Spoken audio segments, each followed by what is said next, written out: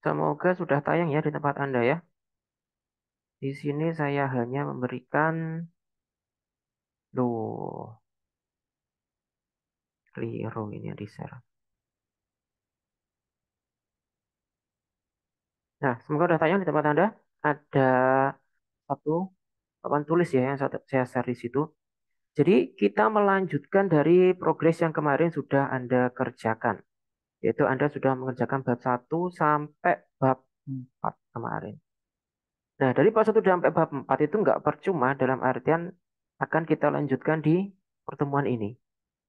Sehingga penugasan Anda seterusnya adalah dari pertemuan kita hari ini. Kita sedikit flashback dulu. Di kemarin kita mengenal adanya prioritas ya. Nah, kita punya prioritas 1 dan prioritas 2. Nah, dari prioritas 1 dan prioritas 2 ini, silakan Anda ukur kekuatan Anda di mana. Kekuatanmu dan kekuatan kelompokmu itu ada di mana. Secara garis besar, ya, secara garis besar, Anda akan di Bitkom ya, di mana Anda itu mengenal tentang media sosial,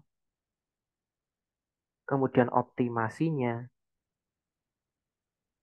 kemudian kita juga berbicara SEO, kemudian mungkin bisa kita terjemahkan lagi, misal Anda bisa web building, ya, nggak apa-apa lah, saya akan mengatakan Anda sudah punya kapabilitas untuk web building ya, meskipun Anda membangun web itu dengan emulator tertentu. It's okay menurut saya. Nah, kekuatan Anda ada di mana? Yang selama ini kamu pelajari selama perkuliahan di Bitkom. Kalau misalkan kamu sudah pernah mendapatkan mata kuliah tentang SDM, ya it's okay, kamu punya kapasitas di SDM. Dari prioritas 1 dan prioritas 2 yang kamu temukan kemarin, termasuk solusi apa yang kamu tawarkan kemarin, ini nanti dibedah lagi. Dibedah kemudian bidang-bidangmu ini itu masuknya kemana? Ke prioritas 1 maupun prioritas 2 ini. Contoh nih, contoh. Misal prioritas 1 itu tentang etalase.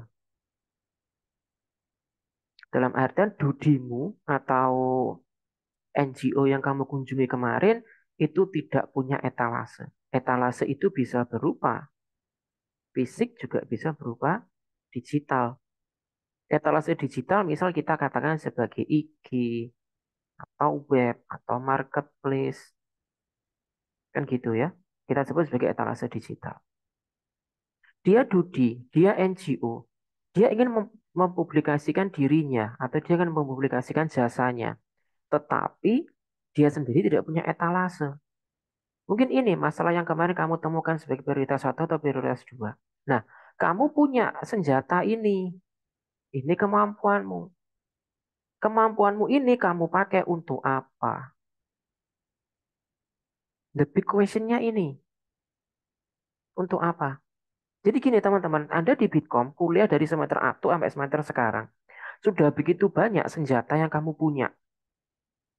Pertanyaannya ada sekali lagi, senjata itu untuk apa? Teknis-teknis yang udah kamu kuasain selama ini itu sekali lagi untuk apa? Karena selama ini orang menggunakan kemampuannya itu karena berdasarkan egonya saja. Saya bisa Instagram Ads. Ya udah kamu pakai modal egomu saja. Belum tentu loh lapangan, belum tentu masyarakat itu butuh Instagram Ads. Itulah kenapa Anda harus bulat di tahap 1, harus bekerja keras di tahap 2, berpusing-pusing di tahap 3. Itu maksudnya untuk ketemu prioritas 1 dan prioritas 2. Ini loh yang dibutuhin sama masyarakat. Nah, sehingga masyarakat tuh butuh ini. Kamu punya senjata apa? Senjatamu udah banyak. Selalu pertanyaan terbesarnya adalah ini. Untuk apa senjatamu itu? Jadi ini tugasmu ya. Selama ini kamu sudah banyak belajar tentang teknik. Kamu sudah punya pengetahuan banyak, kamu sudah punya skill yang banyak. Di mata kuliah ini tiba saatnya skillmu itu untuk apa? Kamu terapkan skillmu itu. Tapi jangan dengan egomu. Dengan hasil identifikasi seperti ini. Ini loh masyarakat tuh butuhnya ini. Ini loh masyarakat butuhnya ini. Dan siapa yang senjata ini? Nah, matching gitu. Misalkan kamu kemarin ada temuan selain etalase, beberapa dari kalian pasti menemukan tentang SDM. SDM-nya amburadul misalkan, atau pembagian job description-nya itu enggak jelas, bagi saya itu juga masalah. Kalau saya baca di proposalmu kemarin ada kelompok yang mengangkat prioritasnya adalah SDM. Nah, kamu di Bitkom juga sudah belajar tentang manajemen SDM. Nah, masuk kamu di situ. Keilmuanmu pakai. Sehingga tugas berikutnya kalian ada presentasi. Jadi tidak membuat makalah ya tugas berikutnya, tapi Anda membuat presentasi.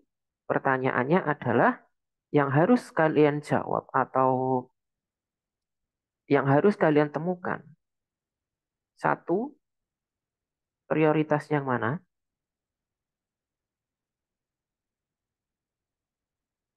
Apakah prioritas satu atau prioritas dua? Kemudian kenapa? Nah, ini matchkan dengan skill kalian.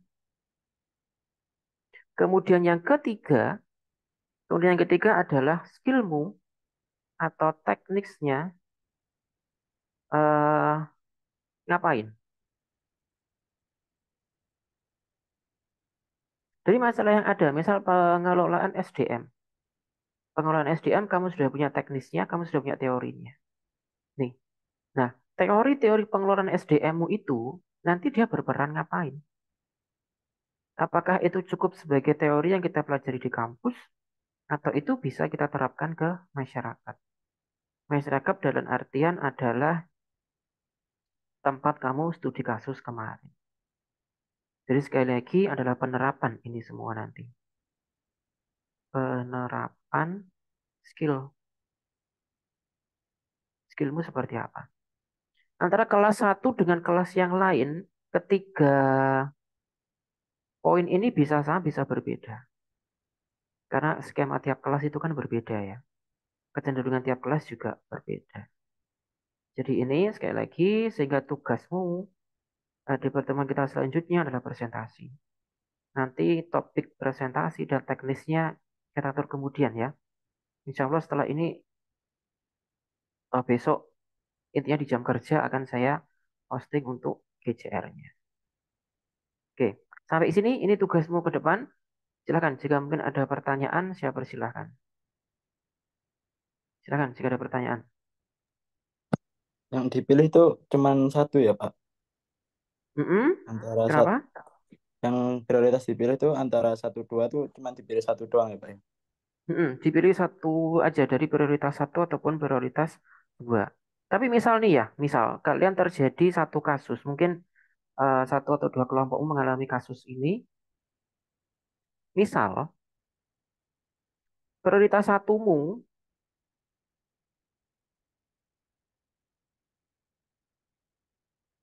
misal prioritas satumu itu sampah. Kemudian prioritas dua itu anak kecil, merokok. Kemudian prioritas tiga itu got mampet. Ini misal nggak ada sama sekali kamu bisa masuk ke sini sesuai Bitkom. Sampah ini bukan domainnya anak Bitkom. Kecuali kalau sampah di recycle jadi produk dijual sama Bitkom, it's okay. Anak kecil merokok juga bukan domainnya anak Bitkom. Got mampet juga bukan urusannya anak Bitkom. Tapi di kelompokmu kamu menemukan prioritas ini sebagai P1, ini sebagai prioritas 2. Nah, jika terjadi seperti ini, boleh kamu mengambil prioritas 3. Jika prioritas 3 itu memang available sesuai dengan Bitkom.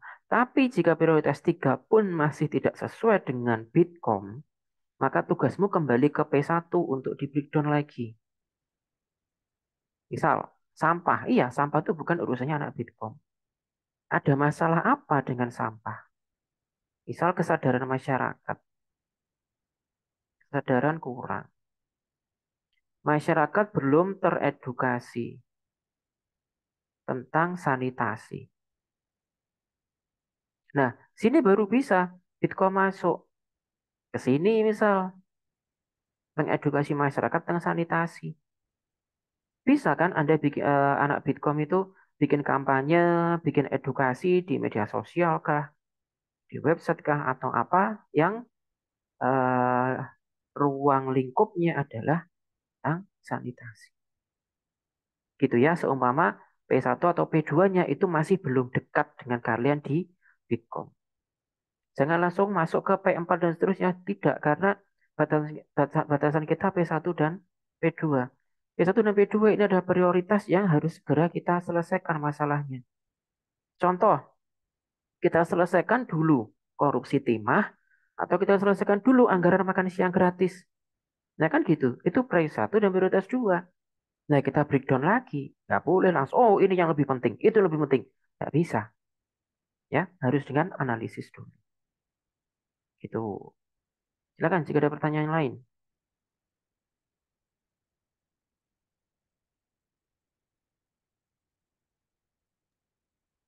Breakdownnya tuh sampai ketemu gitu Pak. Kenapa? Kan misal tadi prioritas 1 sama 2 nggak match sama Bitkom. Itu Mm-mm. breakdownnya sampai ketemu apa gimana Pak? Ya, misalkan P1 atau P2 itu nggak matching sama Bitkom, saran saya lebih baik di P1-nya itu di breakdown lagi. Kayak saya contoh yang sampah ini tadi ya.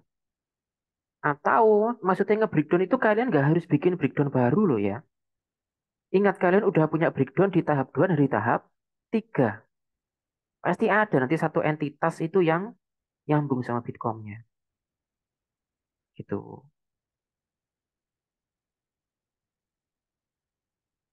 Ada lagi? Silakan jika ada pertanyaan lagi. Ingat ya teman-teman, ini tugasnya tetap dikerjakan per kelompok. Teknisnya presentasi nantilah kita atur lagi ya.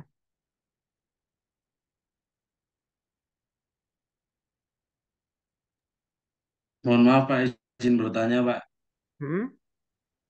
Untuk penilaian sikap itu gimana Pak kalau online Pak?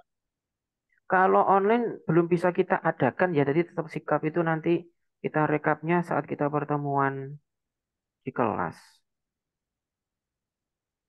Baik Pak, terima kasih Pak. Mm-mm.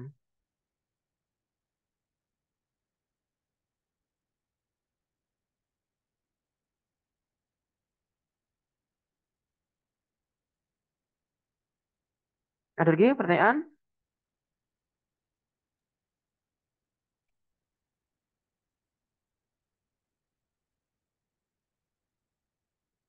Sudah sampun? Oke, Ampun. jika sampun silahkan nanti dibicarakan lagi dengan kelompoknya masing-masing ya. Ingat, ini adalah tugas berkelompok, jadi silakan Anda kerjakan secara berkelompok. Jika sudah, terima kasih atas kehadirannya. Loh, udah lebih jam 4, Rek. Mohon maaf teman-teman yang ngechat saya atau apa yang berbicara urusan kerjaan. Kalau di luar jam kerja biasanya saya agak lama balesnya ya. Tapi kalau cuma buat ngobrol-ngobrol santai aja biasanya saya cepat balesnya. Ya nggak apa-apa sih, cuma membatasi jam kerja aja ya. Jadi misalkan kamu tanya urusan kerjaan kok di luar jam kerja itu biasanya males jawabnya. Tapi kalau ngechat biasa aja insya Allah siap bales. Nah, chatmu tetap akan saya bales di jam kerja. Itu ya. Wes, itu dulu. Terima kasih yang dalam perjalanan. Semoga selamat sampai tujuan dan diberikan kemudahan dalam perjalanannya. Saya Amin. undur diri dulu Amin, dan amin, amin. Amin. Terima kasih, Pak. wassalamualaikum warahmatullahi wabarakatuh. Waalaikumsalam Waalaikumsalam warahmatullahi warahmatullahi wabarakatuh. Makasih, Pak. wabarakatuh. Terima Terima kasih kasih, Pak. Pak. Beres